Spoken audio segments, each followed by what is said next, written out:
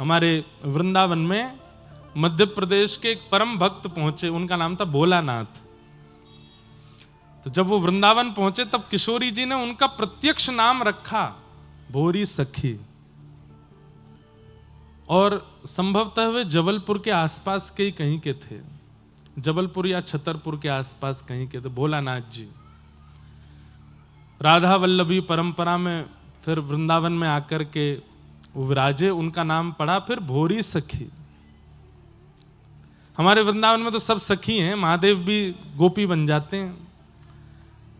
तो उनका एक पद है, ऐसो दुख दीजो ही माही, ऐसो दुख दीजो।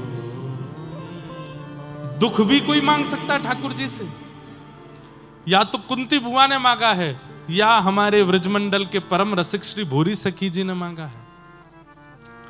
क्या दुख में मांग क्या रहे हैं?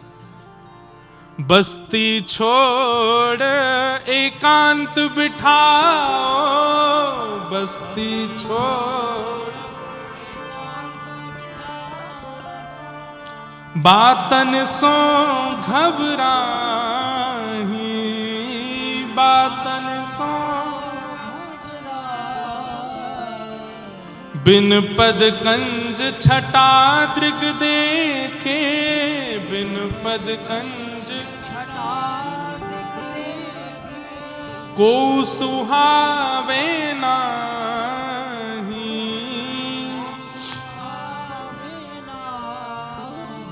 भोरी ऐसे दुख बिन प्यारी, भोरी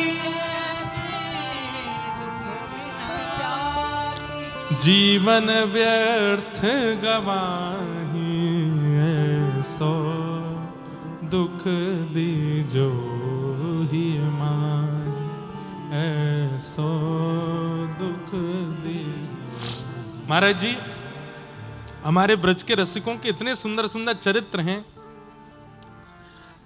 कई बार मन होता है कि सुना दें, पर इतने बड़े बड़े हैं कि लगता है कथा पूरी कैसे हो।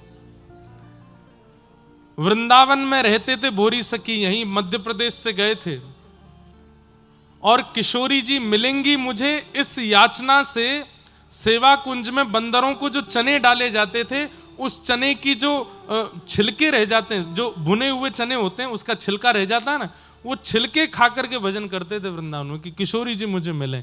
तो एक दिन राधा वल्लभ जी ने पुजारी जी को स्वप्न दिया और कहा, सेवा कुंज में भोरी सखी नाम भोलानाथ नाम के एक मेरे भक्त हैं, उनके लिए राजभोग की थाली लेकर के जाओ, वो जब से आए हैं चने के छिलके पर जी रहे हैं। तो पुजारी जी जब थाली लेकर के गए और भोलानाथ जी से कहा, ठाकुर जी ने स्वयं स्वप्न में आकर के कहा है कि तुम ये थाली का प्रसाद पाओ। तो भोलानाथ जी सिर पटक पटक के रोने लगे और क्या बोले, पुजारी जी ने कि रो क्यों रहे हो? बोले किशोरी जी को मेरे पेट की चिंता हुई, मेरे हृदय की चिंता नहीं हुई। मेरे पेट की चिंता हुई कि मैंने भोजन नहीं किया, मेरे हृदय की चिंता क्यों नहीं हुई कि मैं इतना रोता हूं, इतना बिलखता हूं कि एक बार मुझे दिख जाओ। मेरे हृदय की चिंता उनको नहीं हुई। और तब सोचे शायद भूख प्रेम को हरा रही है, इसलिए भोजन भेजा है, स्वयं नहीं आई है किशोरी जी।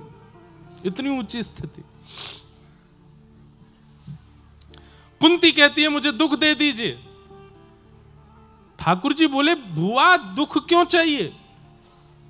अरे अब तो तेरे बालक हस्तिनापुर के राजा बन गए, अब तो उत्तरा के बालक की रक्षा हो गई, अब तो द्रौपदी व्यवस्थित हो गई, अब तो तेरा पूरा खानदान बुआ सब व्यवस्थित हो गया, तो फिर से दुख मांग रही है? इतना दुख सहने के बाद में सब ठीक हुआ, फिर कष्ट क्यों मांग रही है?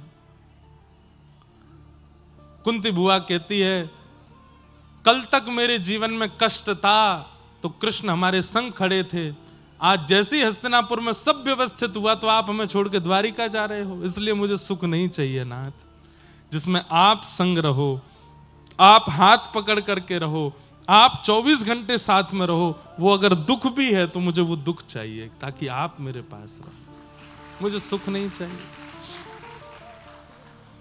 एक बात बोल दूं, किसी दिन यदि हनुमान जी प्रकट हो जाएं, महादेव प्रकट हो जाएं, नारायण प्रकट हो जाएं और हमारी आराधना से प्रसन्न होकर कहें भैया तैने बहुत मेरी पूजा करी, बता क्या चाहिए, मेरे जीवन के सारे दुख दूर कर दो। ठाकुर जी अगर कह दें, ऑप्शन दे दें, चल दुख दूर हो जाएंगे लेकिन मैं जीवन से चलो जाऊंगा, तो हम लोग मांग लेंगे चले जाओ पर दुख दूर करो, हमें आपकी आवश्यकता नहीं, पर ये दुख नहीं सहे जाते। हमारे व्रज में गाते हैं भैया दुख से लड़ना सीखिए, दुख से भागना नहीं है। दुख तो सबके जीवन में आता, मेरे में भी आएगा, आपके में भी आएगा, पर हम भक्त हैं, हम उर्दपुंड लगाते हैं, हम कथा सुनते हैं, हम नाम जप करते हैं, हम लोग तो दुख से लड़ना जानते हैं, इसलिए दुख से भागिए मत, चाहे जैसी परिस्थिति आ जाए, डटिए, लड़िए, जूझिए और पार कर दीजिए उस दुख की घड़ी को। वो एक बहुत प्रसिद्ध बात है ना, हनुमान जी से जाकर के मत कहो कि हमारे जीवन में दुख बहुत है, नारायण से जाकर मत कहो कि जीवन में दुख बहुत है, दुखों को कहो बेटा सोच समझ के आइयो, नारायण बैठे मेरे संग में, सोच समझ के आइयो, मेरे सदगुरुदेव भगवान बैठे मेरे ऊपर। एक प्रसंग आता है कि शनि की 7.5 एक बार हनुमान जी पे ही आ गई। शनि महाराज हनुमान जी के गुरु भाई हैं। हनुमान जी बैठे थे समुद्र के तट पर, इतने में ही शनि महाराज आए। हनुमान जी बोले आओ आओ आओ गुरु भाई, कैसे आज मिलन हुआ आपका? बोले कि आपके नक्षत्र कुंडली के अनुसार अब 7.5 साल के लिए हम आएंगे आपके ऊपर। हनुमान जी बोले बढ़िया है, अकेले मन भी नहीं लग रहा था, तुम और आ गए, चलो आ जाओ, संग ही रहेंगे दोनों। बोले कहां आऊं? बोले देखो हृदय में तो सिया राम जी बसे हैं, शीश के ऊपर ठाकुर जी के चरणारविंद बसे हैं, और अंग में तुमको रखने की आवश्यकता नहीं, भाई तुम गुरु भाई हो, ऐसे थोड़ी। तो बोले कहां? बोले पूछ पे बैठ जाओ, हमारी पूछ खाली है, वहीं आसन लगा के बैठो। शनि महाराज जैसे पूछ पे बैठे। हनुमान जी का रोज का नियम है, सुबह उठते ही पहले तो तीनों लोकों की परिक्रमा करके आते हैं, और तीनों लोगों की परिक्रमा करके फिर राम पथ पर घूम के आते हैं, अयोध्या से लंका तक पूरा भ्रमण करके आते हैं। फिर भारतवर्ष में जहां कहीं भी कथा चल रही होती है वहां कथा सुनने जाते हैं। फिर कथा के बाद अपने गुरुदेव सूर्य नारायण को प्रणाम करने जाते हैं। उसके बाद फिर पर्वतों की यात्रा करके आते हैं, फिर सारी नदियों की परिक्रमा करते हैं, समुद्र देव की परिक्रमा करते हैं, पृथ्वी की 4 परिक्रमा करते हैं। तब दिन शुरुआत होता है हनुमान जी का। ये उनके प्रारंभ काल का रोज की संध्या वंदन है। शनि महाराज जैसे ही बैठे, हनुमान जी ने अपना प्रकल्प शुरू किया, 3 लोक की परिक्रमा करके आए, सारी नदियों की परिक्रमा करके आए, पर्वतों पर। अब हनुमान जी तो व्यवस्थित उछल कूद करें, पूंछ टकरावे सब जगह, कभी पहाड़ में घुस जाएं, कभी समुद्र के भीतर चली जाए, कभी कहीं कभी कहीं कभी कहीं। संध्या पूर्ण करके हनुमान जी जैसे सरजू जी के तट पर आकर के बोले अब संध्या पूर्ण हुई, अब दिन की शुरुआत होएगी। इतने में क्या देखा, शनि महाराज लुढ़क पुढ़क होके गिर पड़े। बोले सुनो अकेले ही रहो, मुझे नहीं रहना संग में। नहीं नहीं आ जाओ, अभी तो संध्या हुई है, अभी तो राजभोग होगा, ब्यारू होगा, कलेऊ होगा। बोले अकेले ही करो, हमको नहीं रहना। तब हनुमान जी बोले हे शनि महाराज, दुनिया में किसी के भी पास जाएं तो पहले देख लीजिएगा, अगर जिह्वा पर राम नाम कृष्ण नाम बैठा हो तो उसके पास मत जाना, नहीं तो आप ऐसे ही दुखी हो जाओगे। और जिनकी जिह्वा पे कृष्ण राम बैठे हों उनको तो आशीष देना, उन पे तो कृपा करना। उनके जीवन में 7 वर्ष के लिए आने की आपको आवश्यकता नहीं है। कृष्ण ग्रह ग्रहीतात्मा। इस संसार में बल्कि मानव के अंदर देखा जाए तो गुण कम हैं, अवगुण ज्यादा हैं। लेकिन वही जब गुरु आश्रित होता है, एक परंपरा का अनुग्रह करने लगता है, अनुसरण करने लगता है, तो धीरे धीरे गुण बढ़ने लगते हैं, अवगुण कम होने लगते हैं। आध्यात्मिक व्यक्ति गैर आध्यात्मिक व्यक्ति से श्रेष्ठ क्यों है? क्योंकि उसके अंदर गैर आध्यात्मिक व्यक्ति से थोड़े गुण ज्यादा हैं, अवगुण कम है। लेकिन यह बात प्रमाणित है कि संसार में अवगुण सबके अंदर है, सबके अंदर, कोई अवगुणों से नहीं बचा। इसलिए युधिष्ठिर जी महाराज बोले कि महाराज इस बालक का कोई एक अवगुण तो बताओ। या इसके जीवन की कोई एक ऐसी घटना तो बता के जाइए नक्षत्र आदि देख के, जिसके कारण इसके द्वारा कोई तो गलती होगी जीवन में। तब उन ब्राह्मणों ने बताया।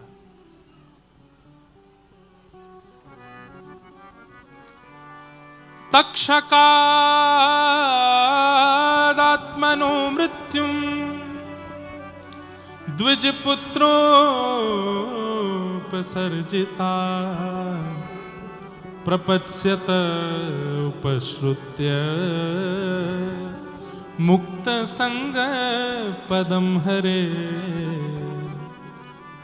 कम से कम आगे बैठे हुए लोगों से तो हमारी प्रार्थना, भैया तुम तो यहीं देखो, पीछे वाले ध्यान से सुनते हैं, आगे वाले इधर उधर करते रहते हैं, ध्यान से सुनिए, बहुत अच्छे अच्छे भाव हैं।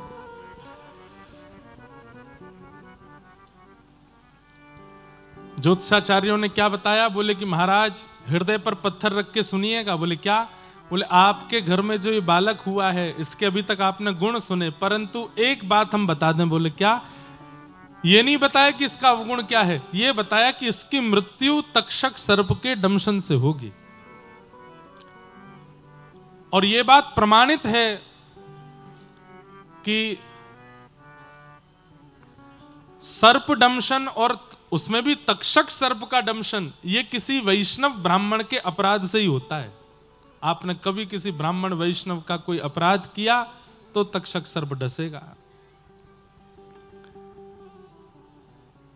महाराज आपके इस बालक की तक्षक सर्प के दंशन से, बस इतने में ही समझ गए युधिष्ठिर, इसका मतलब ये ब्राह्मण का अपमान करेगा, इसका मतलब हमारे वंश का ये बालक वंशधर किसी वैष्णव का, विद्वान का, श्रेष्ठ का अपमान करने वाला है। बोले महाराज ये तो होगा, लेकिन आप बिल्कुल निश्चिंत रहिएगा। बोले क्यों? प्रपत्स्यत उपश्रुत्य मुक्त संग पदम हरे। तक्षक सर्प के दंशन से मृत्यु तो होगी, सर्प दंशन से मरने वाले व्यक्ति को मुक्ति नहीं मिलती। और केवल सर्प ही नहीं, किसी भी प्रकार के अन्य जीव के द्वारा हिंसा प्राप्त होने पर अगर किसी को मृत्यु होती है तो उसकी मुक्ति नहीं होती। तक्षक सर्प के दंशन से मृत्यु होगी, इसका मतलब मुक्ति नहीं मिलेगी। लेकिन तभी ब्राह्मणों ने कहा ये निश्चिंत हो जाइएगा, काटेगा इसको तक्षक सर्प ही, मरेगा ये उसी से, पर इसको मुक्ति मिलेगी। कैसे मिलेगी? बोले एक आचार्य इसके जीवन में आएंगे और वो आकर के अपनी सुंदर वाणी से प्रवचन सुना करके इसको मुक्त करके जाएंगे, इसको मुक्ति दिला के जाएंगे। कहने का अभिप्राय समझे? सर्प दंशन भी मुक्ति में बाधा बन जाता है। मुक्ति की कई बाधाएं हैं, मुक्ति होने में कई बाधा बन जाती हैं, लेकिन यदि एक आचार्य आपके ऊपर विराजमान है तो वे आचार्य हर प्रकार की बाधाओं से निकाल के मुक्ति प्रदान करा ही देंगे। मुक्ति मतलब ठाकुर जी की प्राप्ति करा ही देंगे। इसके जीवन में एक ऐसे आचार्य आएंगे जिनकी कृपा से इसको मुक्ति मिलेगी, इसलिए आप निश्चिंत रहो। ब्राह्मणों ने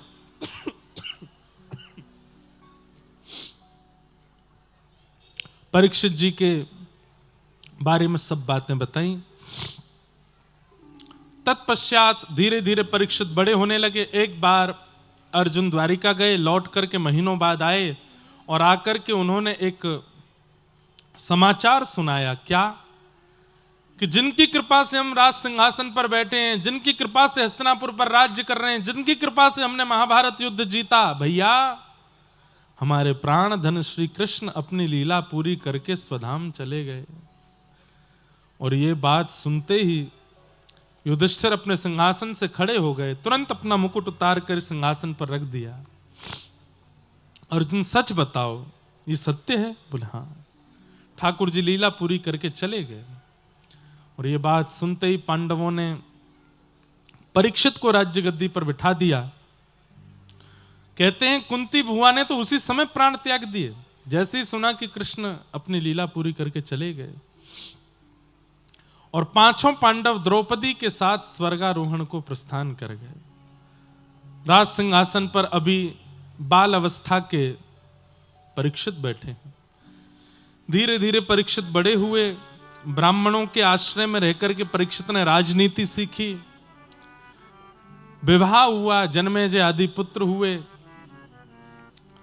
परीक्षित का राज्य बहुत सुंदर चल रहा था, लेकिन एक दिन परीक्षित जब भ्रमण को निकले तो क्या देखते हैं कि एक बैल के 3 पैर कटे हैं, चौथा पैर एक व्यक्ति काट रहा है।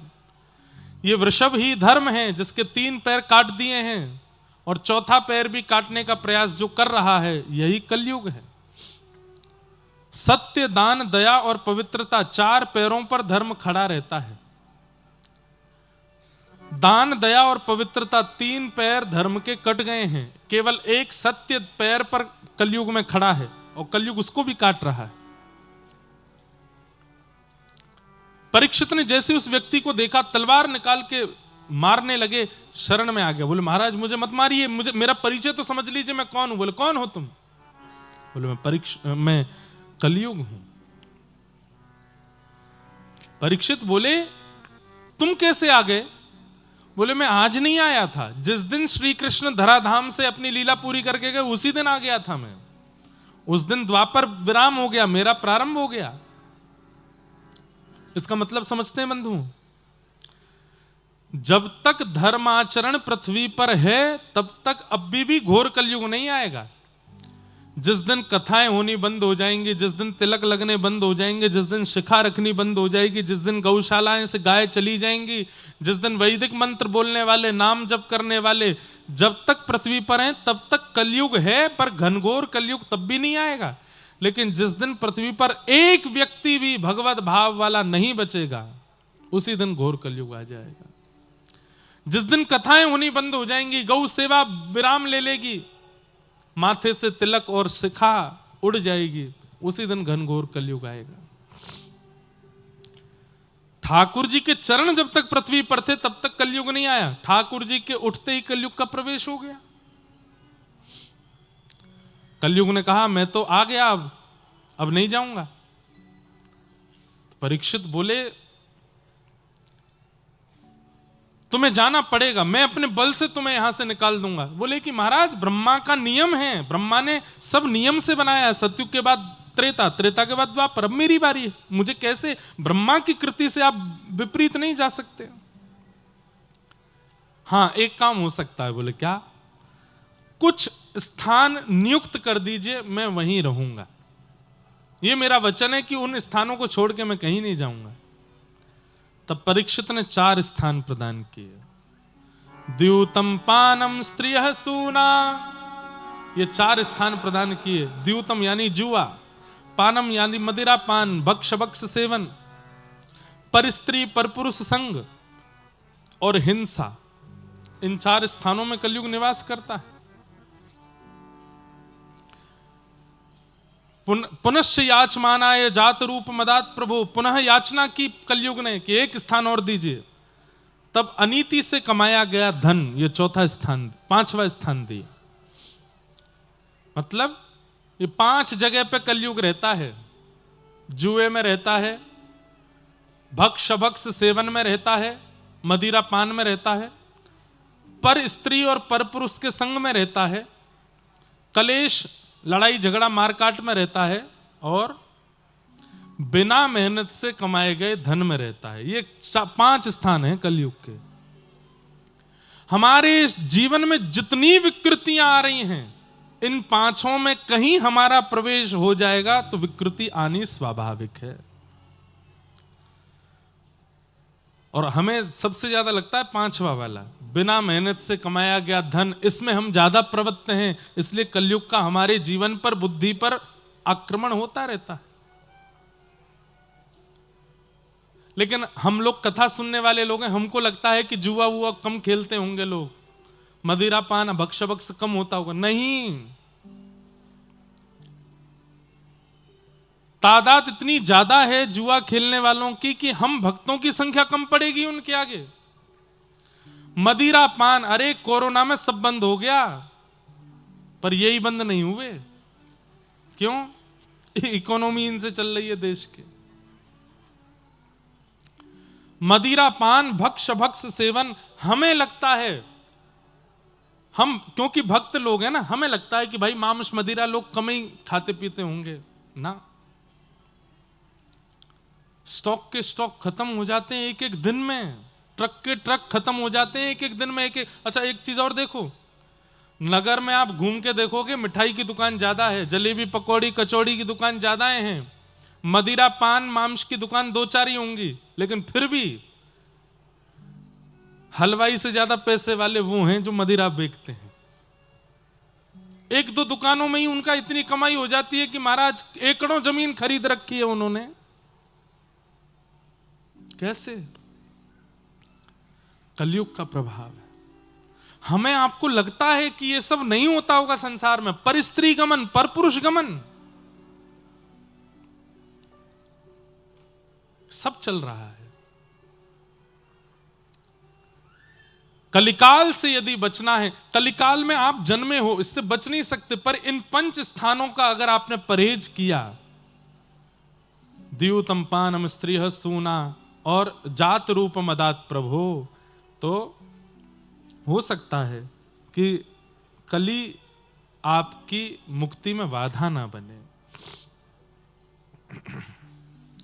5 स्थान दे दिए, राजा परीक्षित लौट करके आए, एक मुकुट सिर पर धारण किया, कलयुग ने प्रवेश कर लिया दिमाग में, क्योंकि अनीति से कमाया गया मुकुट था।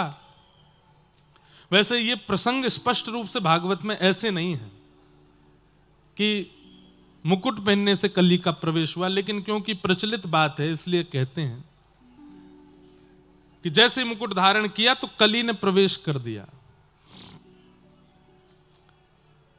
और राजा परीक्षित आखेट को वन में गए, जाकर के वहां पर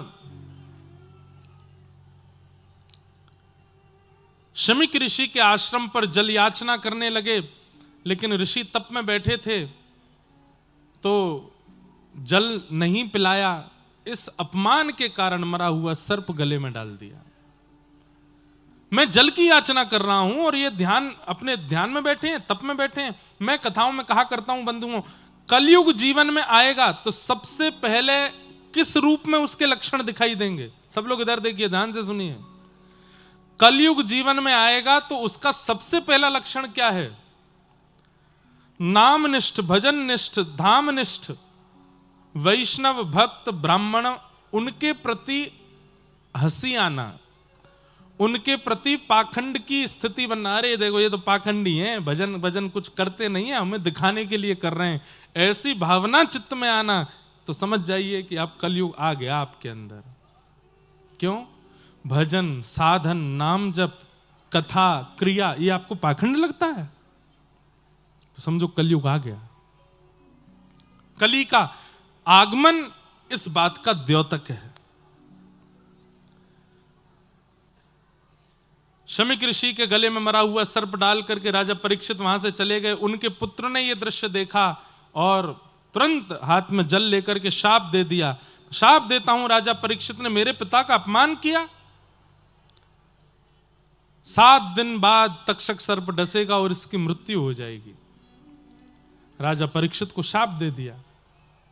यहां परीक्षित लौट करके आए, जैसे ही मुकुट उतार करके धरा, गौरमुख नाम के शिष्य ने आकर के समाचार दिया कि आपको 7 दिन में मरने का शाप लगा है। तुरंत परीक्षित बोले ये तो होना ही था, मुझसे अपराध जो हुआ।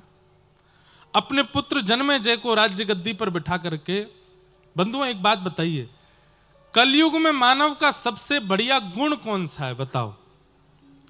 कलिकाल में मानव का सबसे श्रेष्ठ गुण क्या है? अपने अवगुण को स्वीकार करना, यह मानव का सबसे बढ़िया गुण है। और सबसे बढ़िया दुर्गुण क्या है? अपने अवगुणों को छुपाए रखना, उसको कभी स्वीकार ना करना। अवगुण करते भी रहना और कोई कह दे, टोक दे, अरे तुम ऐसा करते हो ना, उसको अस्वीकार करना, यह सबसे बड़ा दुर्गुण है उसका। व्यक्ति को पाप मार्ग पर अग्रसित कर देंगे अगर वो दुर्गुणों को छुपाए रखेगा, स्वीकार नहीं करेगा, अपने अंदर रहने देगा। लेकिन व्यक्ति उसी समय सद्मार्गी हो जाएगा जब वह अपने अवगुणों को स्वीकार कर देता। हां, मेरे अंदर ये अवगुण है, मैं ऐसा हूं और मुझे इसे ठीक करना है। भाई रोग, अब शरीर को कोई रोग लग गया, खांसी हो गई किसी को, अब 10 दिन 15 दिन 1 महीना 2-6 महीने से खांसी चल रही है, घर का कोई व्यक्ति कहे भाई तू बहुत खांसता है, इलाज करा, नहीं नहीं ये तो ऐसे ठसका आ रहा है नहीं, अरे नहीं ऐसा कुछ नहीं है नहीं, साल 1.5 साल बाद जब चेकअप कराया जाता है तो पता चलता है कि गंभीर रोग है भीतर। उसी समय स्वीकार कर लिया होता तो इसका इलाज भी हो जाता और मृत्यु को प्राप्त भी नहीं होता। ठीक वैसे ही हम सबके अंदर अवगुण होते हैं, काम का, क्रोध का, लोभ का, ईर्ष्या का, अवनिवेश का। लेकिन अगर हमें कोई टोक देता है तो हम उसको स्वीकार नहीं करते। हमसे कोई कहते भैया तुम थोड़े लालची लगते हो, हम तू होगा लालची, तेरे पिताजी होंगे लालची, तेरी माताजी होंगी लालची, मुझसे क्यों कहता है? नहीं स्वीकार किया। हाँ, कोई जानबूझ के कहे तो मत स्वीकार करो, पर आपको तो पता है ना कि आपके अवगुण क्या है। अवगुण का स्वीकारीकरण मानव का सबसे बड़ा गुण है, वही उसको सुधारता है। फिर वो स्वीकार कर ले कि हाँ मुझ में ये अवगुण है और मुझे ये ठीक करना है, उसी दिन से वो ठीक होना शुरू हो जाता है।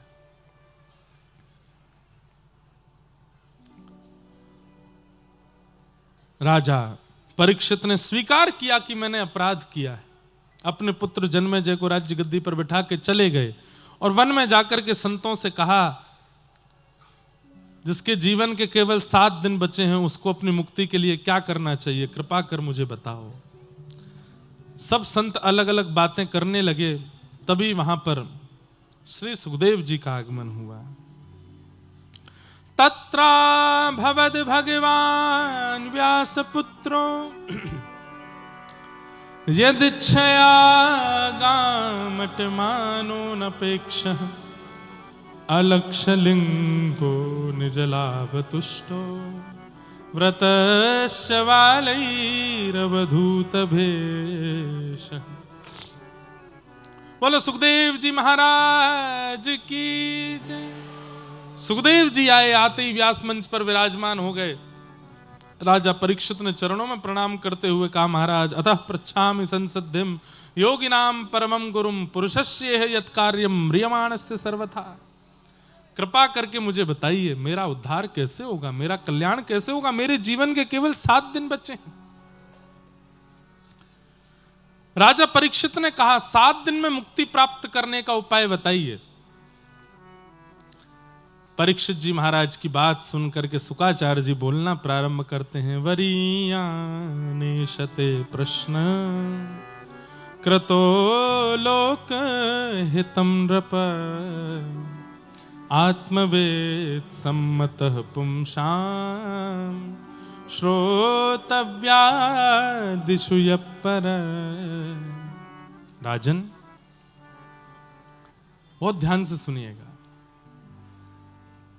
मुक्ति प्राप्त करने वाला व्यक्ति पुनः मुक्ति की याचना कर रहा है, यह सुनकर के मुझे आश्चर्य हो रहा है। कैसे? मैंने मुक्ति कब प्राप्त की? बोले भाई तुम पहले ऐसे बालक हो जिसने जन्म बाद में लिया है, ठाकुर जी का गर्भ में ही दर्शन कर लिया था।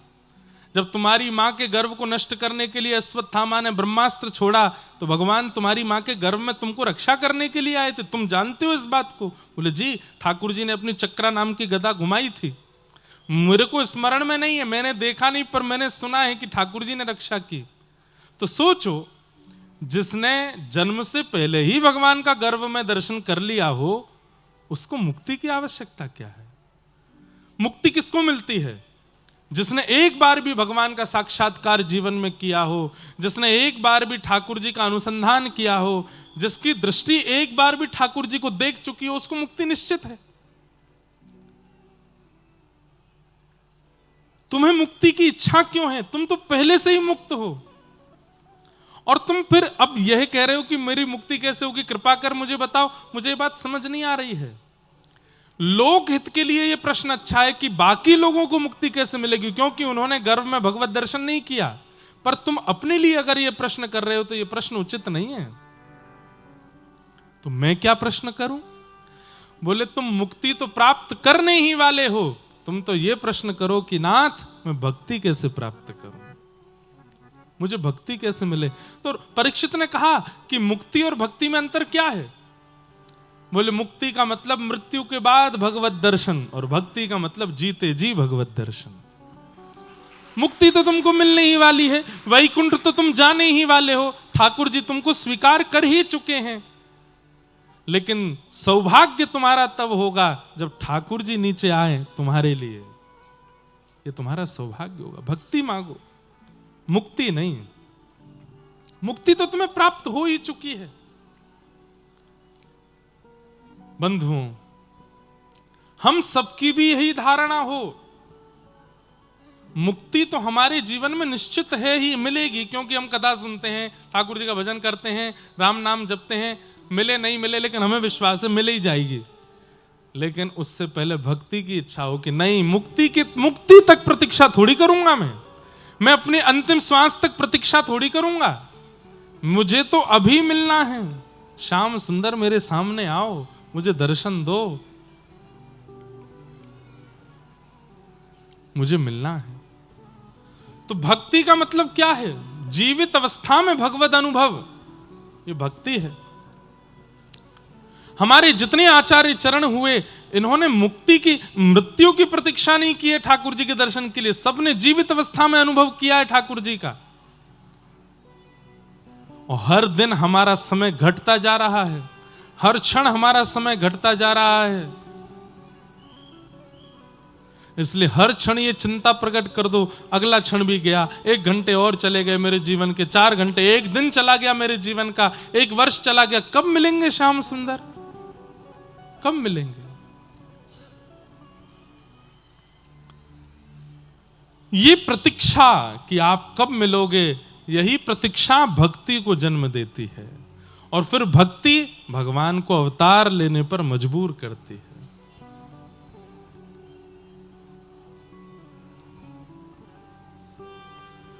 राधिका किशोरी संग रमण तुम्हारा, मुझको दिखा दो कभी ऐसा नजारा। राधिका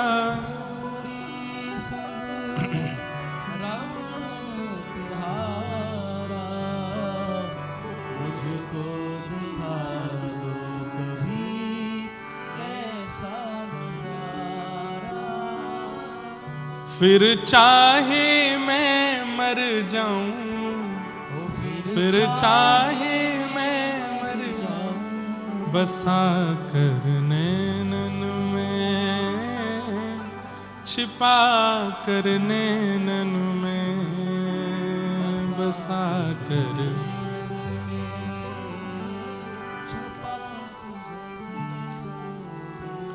हमारा केवल यही भाव है नाथ, मुक्ति दीजिएगा नहीं दीजिएगा आपकी इच्छा पर निर्भर करता है, पर जब तक हम जीवित हैं, हमारी जीवित अवस्था में हमारे कर्म स्वभाव इतने पवित्र शुद्ध हो जाएं कि उसके प्रभाव से आपका एक बार तो साक्षात्कार हमको हो जाए, एक बार तो आपका दर्शन हमको हो जाए, एक बार तो हम आपका अनुभव कर लें नाथ।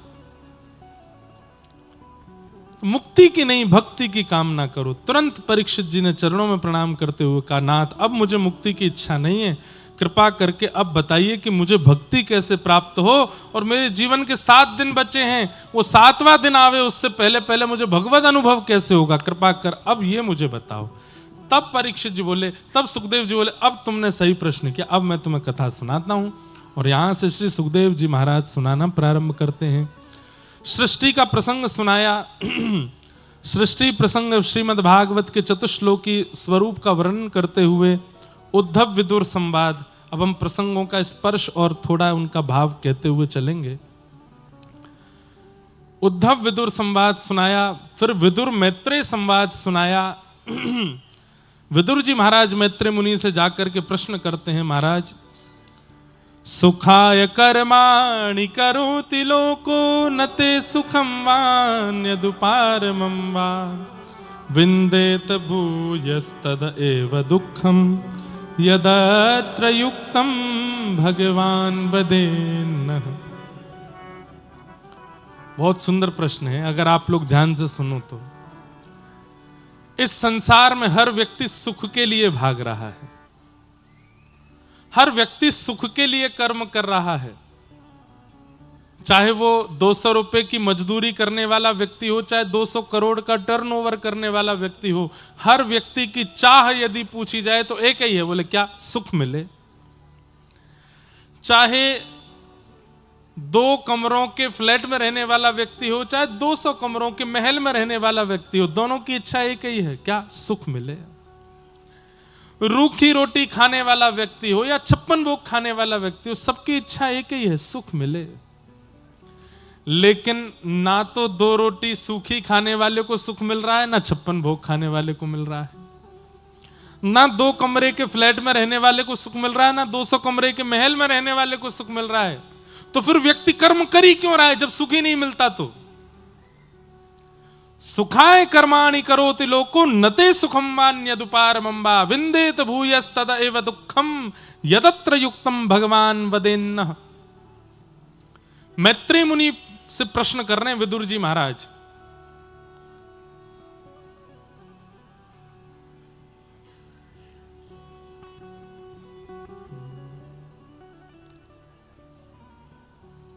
सुबह से शाम तक बोझ ढोता हुआ, हमारी स्थिति कैसी है? सुबह से शाम तक बोझ ढोता हुआ, सुबह से शाम तक बोझ ढोता हुआ, चैन खोता हुआ, बार बार आदमी हर तरफ है जगह, बेशुमार आदमी फिर भी तन्हाइयों का शिकार आदमी, हर तरफ हर जगह बेशुमार आदमी, हर तरफ हर जगह। सब दुखी हैं संसार में, सब मेहनत कर रहे हैं लेकिन फिर भी सुख नहीं मिल रहा किसी को भी। तो ये प्रश्न है हमारा कि जब इतनी मेहनत करने के बाद भी सुख नहीं मिलता तो हम कर्म करते ही क्यों हैं? हमें कर्म करने की आवश्यकता ही क्यों है? आप लोग अपने जीवन को थोड़ा सा रिवर्स करके देखिए एक बार। जब स्कूल में थे तो क्या लगता था? बोले 12th पास हो जाए फिर तो मेरी मौज ही मौज है। 12th पास करने के बाद कॉलेज आ गया, अब कॉलेज में लग रहा है बस ग्रेजुएशन हो जाए फिर तो मेरी मौज ही मौज है। ग्रेजुएशन हो गई, अब जॉब लग जाए फिर तो मेरी मौज ही मौज है। जॉब लग गई, अब मेरी सैलरी तो बढ़े तब तो मौज आवे। सैलरी भी बढ़ने लगी, अब इस सैलरी को इकट्ठा करके घर खरीदना है फिर तो मेरी मौज है। घर खरीद लिया, एक सुंदर सी कन्या से ब्याह हो जाए फिर तो मेरी मौज है। ब्याह भी हो गया, ज्वालामुखी आई घर में। ब्याह के प्रथम वर्ष पत्नी चंद्रमुखी, दूसरे वर्ष सूर्यमुखी और फिर जीवन भर ज्वालामुखी। और पतिदेव हो जाते हैं अंतर्मुखी। तो बस एक पुत्र हो जाए घर में फिर तो मौज है। पुत्र हो गया, एक पुत्री हो जाए मौज, इनके ब्याह हो जाए फिर मौज है। मौज करते करते करते सोचते सोचते एक दिन बेचारे खुद ही राम नाम सत्य है, गोविंद नाम सत्य है, गोपाल नाम सत्य है, मौज नहीं आई जीवन में। व्यक्ति ने हर दिन सोचा था कि इसके बाद मेरी जीवन में खुशी आएगी, आनंद आएगा, सुख आएगा, पर नहीं आता। वो जैसे ही उस स्थिति में पहुंच भी जाता है तो वहां जाते ही सामने दिखाई देता है, ओहो एक ही लहर से लड़ा था, सामने तो सुनामी है। नहीं बच पाता कोई भी। तो फिर हम कर्म ही क्यों कर रहे हैं? जब दुख ही आना है तो, सुख मिलना नहीं, तो फिर कर्म क्यों कर रहे हैं? इसका उत्तर देते हुए क्या कहते हैं? बोले सेयम भगवतो माया, ये भगवान की माया है। अगर व्यक्ति को एक क्रिया करने पर जो वो चाहता है वैसा सुख मिल गया तो वो पुनः परिश्रम करके और आगे नहीं बढ़ेगा, वहीं रुक जाएगा, वहीं स्थिर हो जाएगा। और वहीं स्थिर हो जाएगा तो संसार कैसे चलेगा? इसलिए ठाकुर जी क्या करते हैं, जैसे अभी गर्मियां शुरू हो जाएंगी कुछ दिनों में तो फिर लू चलेगी, गर्म लू, लपटें उड़ेंगी। और महाराज वो इतनी गर्म लगती हैं, इतनी पीड़ा देती हैं, लेकिन उस लू भरी हवा में कभी कभी घने बादल आ जाते हैं तो एक ठंडी हवा आती है, और वो भयंकर गर्म हवा में जब ठंडी हवा स्पर्श करती है, आहा कितना अच्छा लग रहा है। लेकिन वो कितनी देर के लिए आती है? थोड़ी देर के लिए। ऐसे ही हमारा जीवन है। जीवन में लू ही चलनी है, लू की ही ब्यार आनी है। बीच बीच में ठाकुर जी ठंडी हवा की थोड़ी सी एक झोंका देकर के हम लोगों को आश्वासन दे देते हैं, बोले नहीं नहीं सुख भी है, करो तो सही, मेहनत आएगा, लेकिन आता नहीं है, आता ही नहीं है। इसका उत्तर वैसे है क्या? सुख आएगा कैसे? एक बात बहुत ध्यान से सुनो सब लोग, यहां देखो, सुख आएगा कैसे? हम लोग क्या सोचते हैं कि बहुत सामग्री इकट्ठा करने से, बहुत कुछ जीवन में लेने से, बहुत उपलब्धियां प्राप्त करने से, बहुत संपर्क बना लेने से शायद जीवन में सुख आता है। नहीं, जितने अकेले हो उतने खुश हो, उतने प्रसन्न हो। मतलब त्यागात शांति अनंतरम। जितना त्याग करोगे, जितना छोड़ते चलोगे, जितना अकेले रहने का प्रयास करोगे, उतने सुखी हो। भैया देखो, माताएं बहनें हाथ में चूड़ियां पहनती हैं, वो एक के बाद दो भी अगर हो जाती हैं ना तो भी बजती हैं, तो भी आवाज आती रहती है। और वहां इतनी सारी पहन ले तो वो बजती ही रहेंगी। हम लोग ऐसे ही हैं। लेकिन वही चूड़ी अकेली रह जाए, एक कंगन हाथ में रह जाए, तो फिर स्वर नहीं आता। इसका मतलब क्या है? व्यक्ति व्यवहार में ऐसा दिखाए कि वो सबका है और सब उसके हैं, लेकिन अंतर्भाव से बिन गोपाल को नहीं अपनो, जासों की रति रही है। ये सब तो केवल व्यवहार है, सब तो केवल आडंबर नाटक है कि भाई तू भी मेरो, तू भी मेरो, तू भी मेरो। पर वास्तव में तो केवल गोपाल जी मेरे हैं और कोई मेरा नहीं। वो व्यक्ति सबसे ज्यादा सुखी है जिसके संपर्क कम है, जिसका विस्तार कम है, जिसकी उपलब्धियां कम हैं, जो हर चीज में थोड़ा कम ही है, वही सुखी है। जो हर चीज में निपुण है, विस्तार भी खूब है, व्यापार भी खूब है, धन भी खूब है, संपर्क भी खूब है, दिखता है कि वो सुखी है, उससे ज्यादा डिप्रेस्ड व्यक्ति कोई नहीं होता। वो बहुत दुखी होता है,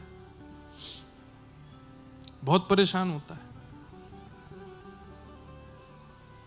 इसलिए बंगाली भाषा में कहते हैं, जोरी तोरो दक्ष ने क्यों माया से, तोबे एकला चलो रे। अकेले चलो, अकेले रहो, मन से अकेले ही रहो। सबको दिखाओ कि हाँ तुम उनके हो, लेकिन किसी को स्वीकार मत करो, तो सबसे ज्यादा सुखी हो। त्यागात शांति अनंतरम। जितना कम सामान रहेगा उतना सफर आसान रहेगा। जीवन के सफर में जितना हो सके अकेले रहो। आगे विदुर मैत्रेय संवाद चलता रहा। तत्पश्चात सृष्टि प्रसंग, और उसमें स्वयंभू मनु शत्रुपा के 3 पुत्री और 2 पुत्र, प्रियव्रत उत्तानपाद, आकुति देवहूति प्रसूति। देवहूति माता का विवाह कर्दम ऋषि के साथ में हुआ। इन्हीं के घर 9 पुत्री और 10वें संतान के रूप में भगवान कपिल प्रकट हुए। बोलो कपिल भगवान की जय। कपिल भगवान ने सांख्य शास्त्र का निरूपण करते हुए ज्ञानोपदेश दिया मैया को, और मैया के अनेक प्रश्नों के उत्तर देते हुए कपिल भगवान ने मधुरतम सांख्य शास्त्र सुनाया। तत्पश्चात भगवान के बाल भक्त श्री ध्रुव जी की कथा आती है। एक छोटे से भक्त हैं ठाकुर जी के, जिनका नाम है ध्रुव। अपने पिता की गोद में बैठने की इच्छा हुई, लेकिन पिता ने छोटी पत्नी के गर्भ से जन्मे बालक उत्तम को गोद में बैठा रखा था, और छोटी मां ने बैठने से मना कर दिया। कह दिया कि अगर पिता की गोद में बैठना है तो वन में जाकर के भजन करो, ठाकुर जी प्रसन्न होकर वरदान मांगने को कहें तो कहना मैं छोटी मां के गर्भ से जन्म लूं। ध्रुव जी महाराज रोते हुए मां के पास आए। मां को जब पता चला कि छोटी मां ने डांटा है तो ध्रुव जी को समझाया, बेटा उन्होंने डांटा नहीं, बल्कि तुम्हें भगवत आश्रय लेने के लिए प्रेरित किया है। मैं तो तुझे सत्संग में ले जाती हूं, लेकिन छोटी माँ ने तो स्पष्ट कह दिया भगवान के पास जाओ। बेटा, जो भगवत मार्ग दिखावे वो शत्रु नहीं होता, वो तो गुरु होता है। ध्रुव जी को ऐसे समझाया कि 5 वर्ष के ध्रुव जी छोटी सी अवस्था में ही वन में चले गए। नमो भगवते तुभ्यं वासुदेवाय धीमहि प्रद्युम्नाय अनिरुद्धाय नमः शंकर्षणाय च। ध्रुव जी महाराज को ज्ञान उपदेश दिया। नारद जी महाराज ने 12 मंत्र प्रदान किया। 5 महीने तक ध्रुव जी ने भगवान का भजन किया।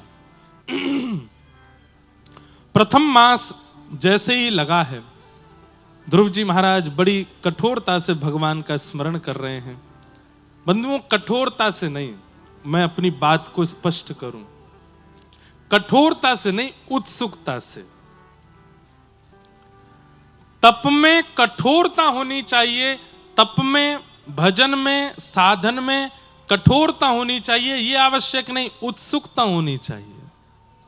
उत्सुकता में और कठोरता में जमीन आसमान का अंतर होता है। कठोरता में व्यक्ति अपने आप को कष्ट देता है और कष्ट देकर के अपने प्रेमी को दिखाता है, देखो तुम्हारे प्रेम अग्नि में मैं कैसे जल रहा हूं।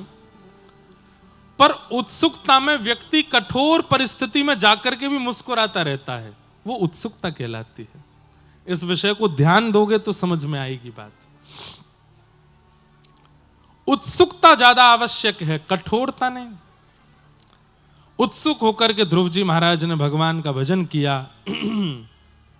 और 5 महीने में इतनी उत्सुकता का प्रमाण दे दिया कि 5 महीने में ठाकुर जी, सब देवी देवता ठाकुर जी के पास गए और जाकर के कहने लगे, नाथ अपने इस भक्त को दर्शन देने जाइए। ठाकुर जी बोले, हम दर्शन देने नहीं जाएंगे। क्यों? बोले, हम दर्शन करने जाएंगे, ध्रुव का दर्शन करने जाएंगे। और श्री गरुड़ पर विराजमान होकर के श्री ठाकुर जी ध्रुव जी के पास आए और आकर के श्री ध्रुव जी महाराज को दर्शन प्रदान किया। बोलो भक्त वत्सल भगवान की। ध्रुव जी ने भगवान की स्तुति गाई।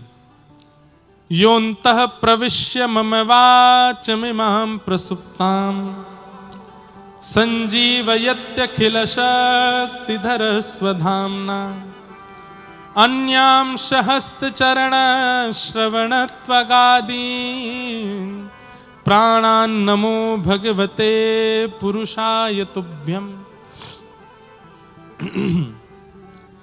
ध्रुव जी महाराज अपनी स्तुति में कहते हैं कि व्यक्ति को अपनी प्रत्येक इंद्रिय से ठाकुर जी को आराधन करना चाहिए। क्यों? अरे भैया, हमारे नेत्रों में देखने की सामर्थ, कानों में सुनने की सामर्थ, हाथ में क्रिया की सामर्थ, सब सामर्थ ठाकुर जी ने प्रदान की।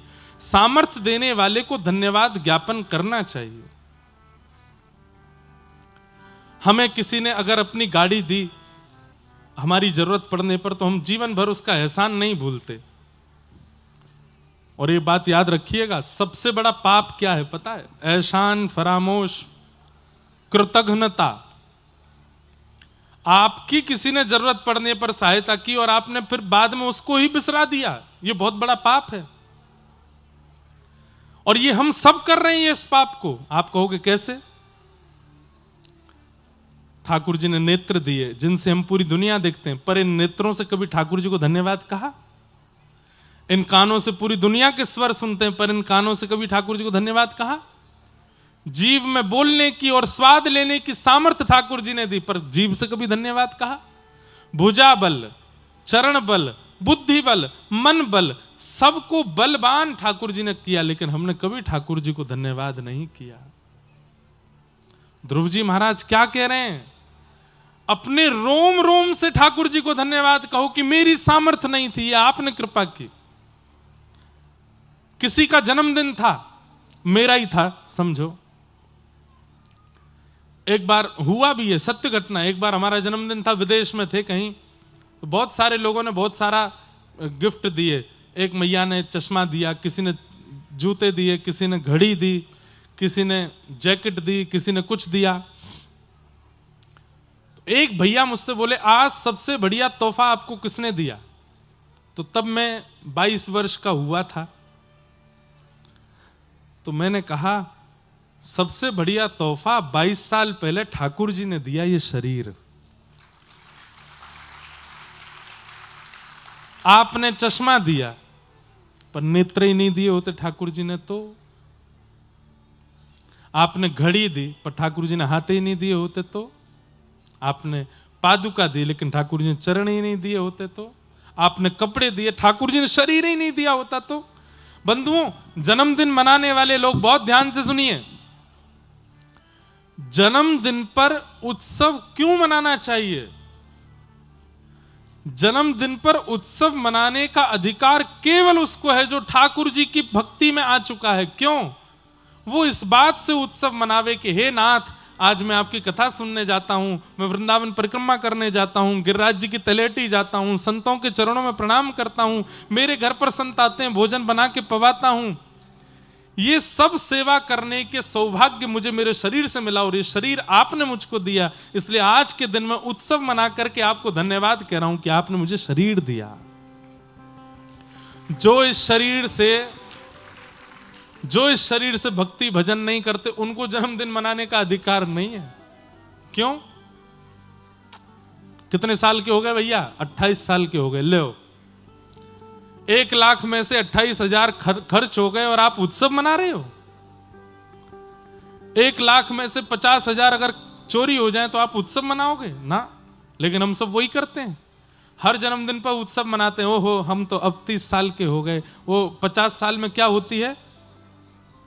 सिल्वर जो गोल्डन होती है, गोल्डन। सिल्वर तो 25 में होती है। अरे शादी का तो, वो ब्याह का, वो जन्मदिन तो मनाते भी हैं, शादी का भी मनाते हैं, सिल्वर, फिर उसके बाद गोल्डन। अगर कोई व्यक्ति 100 पार कर जाए तो उसकी डायमंड होती है, वो डायमंड है। लेकिन भैया, हम आप सब जो इस पंडाल में बैठे हैं, हमको जन्मदिन मनाने का अधिकार है। क्यों? क्योंकि हम इस बात से जन्मदिन मनाते हैं कि नाथ, इतने वर्ष पहले आपने शरीर दिया और इस शरीर को हमने आपकी सेवा में लगा रखा है, इसलिए हम इस शरीर को प्राप्त करने का उत्सव मना रहे हैं। जो व्यसन करते हैं, जो मांस खाते हैं, जो मद्यपान करते हैं, केवल शरीर से उपभोग करते हैं, उनको तो रोना चाहिए। क्यों? मांस खाने के लिए 100 साल मिले थे, 25 साल खत्म हो गए, तो रो। 50 साल खत्म हो गए, पीने को बस 2-4 साल और बचे, तो रोना चाहिए उनको। तो उत्सव तो हमें मनाने का अधिकार है। और एक बात और कहें बंधुओं, कम से कम इतना प्रयास कीजिए कि आप अपने जन्मदिन पर कोई भी भौतिक क्रिया ना करो, ठाकुर जी का उत्सव मनाओ। और ये लोग करते हैं, सुबह सुबह तो गौशाला जाते हैं, सुबह सुबह मंदिर जाते हैं, सुबह सुबह दान पुण्य करते हैं। 12 बजने के बाद जैसी दोपहर होने लगती है, फिर वो सुबह का शुभ कर्म पार्टी में परिवर्तित होता चला जाता है। रात्रि आते आते तो अलग ही होता है फिर कुछ नहीं। 24 घंटे ठाकुर जी का ही स्मरण करो, ठाकुर जी का भजन करो, ठाकुर जी का ही उत्सव मनाओ कि आज आपने हमको शरीर दिया नाथ। यही बात श्री ध्रुव जी महाराज यहाँ कह रहे हैं कि आपने शरीर दिया, इस शरीर को प्राप्त करने का नाथ मैं आपको धन्यवाद कहता हूं कि आपने मुझे शरीर दिया, इससे मैं आपका भजन कर रहा हूं।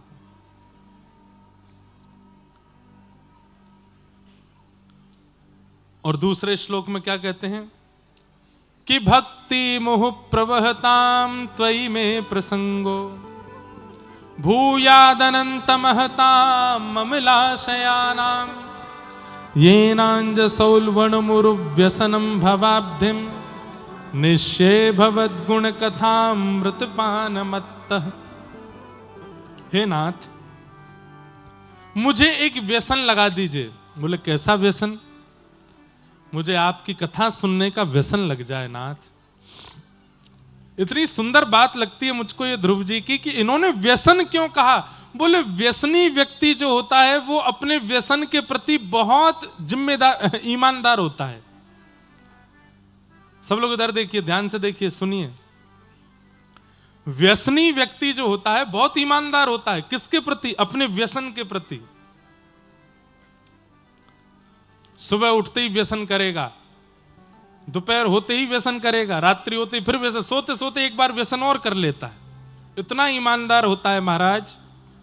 उसको केवल मौका चाहिए और मौका पाते ही वो अपना व्यसन करता है। चाहे बीड़ी पीने वाला हो, चाहे धुआं उड़ाने वाला हो, चाहे करके खाने वाला हो, चाहे यहां होठों के नीचे दबा के रखने वाला हो, और कौन कौन से व्यसन होते हैं। खूब सारे व्यसन हैं। व्यसनी व्यक्ति इतना ईमानदार होता है अपने व्यसन के प्रति, उसको समझाना नहीं पड़ता, अपने आप कर लेता है। घर के सदस्यों की जरा सी उसके ऊपर से नजर हटी, एकांत पाते ही तुरंत 2 सेकंड में करके आ जाता है जो भी करना होता है उसको। और कई लोग तो इतने निपुण हो जाते हैं, इतने निपुण हो जाते हैं कि वो व्यसन कर रहे होते हैं, किसी को पता नहीं चल रहा होता। तंबाकू गुटखा खाने वाले लोग इतने तरीके से व्यसन करते हैं कि जीभ के नीचे या गाल में कहीं तंबाकू दबा हुआ है, किसी को पता भी नहीं चलता, और सबको लगता है कि नहीं ये तो ऐसे ही थे। एक महापुरुष को हम भी जानते हैं, नाम तो क्यों ही बोलूंगा मैं। महाराज जी वो पानी भी पी लेते हैं और तंबाकू दबा रहता है एक कोने में। मैंने कहा कैसे कर लिया? बोले कि दूसरे गाल से पी लिया। मैंने कहा वाह भैया धन्य है। बोले कि नहीं नहीं अभी तो आपने धन्यता देखी नहीं। मैंने क्यों? बोले मैं दाल चावल भी खा लेता हूं ऐसे ही। मैंने कि कैसे? बोले टेक्निक है कि वो दबा रहता है एक तरफ से, दाल चावल भीतर भी। मैंने कहा भाई डेडिकेशन को सलाम है आपके। मैंने कि जानलेवा तंबाकू के प्रति कितने दीदार हो आप। ध्रुव जी महाराज ने व्यसनम भवाब्धिम, भक्ति के लिए व्यसन क्यों कहा? कि मुझे भक्ति जीवन में नहीं चाहिए, मुझे व्यसन के रूप में भक्ति चाहिए। क्योंकि व्यसनी व्यक्ति व्यसन के प्रति बहुत ज्यादा आतुर होता है। मैं भक्ति के प्रति ऐसे ही आतुर रहना चाहता हूं।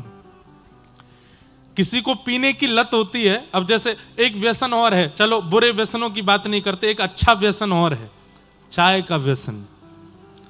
अच्छा व्यसन है, अच्छा तो है नहीं, पर हमारे पूज्य गुरुदेव भगवान पूज्य पिताजी महाराज वो कहते हैं चाय का स्वाद क्या है मुझे आज तक नहीं पता। 65-67 वर्ष के हो गए पिताजी, आज तक चाय नहीं पी उन्होंने। हम तो थोड़े से नटखट बालक हैं, एक आध बार पी लेते हैं दिन में। लेकिन कई लोगों को तो इतना व्यसन होता है चाय का, सुबह उठते ही जैसे गाड़ी बिना पेट्रोल के चालू नहीं होती, ऐसे उनका शरीर बिना चाय के चालू नहीं होता। हमारे पूज्य नाना जी कहते थे कोई चाय सुबह सुबह चाय पीने वाला व्यक्ति हो तो बोले वाह भैया बड़ी बढ़िया मशीन है तेरी, बिना चाय के चालू ही नहीं हुए।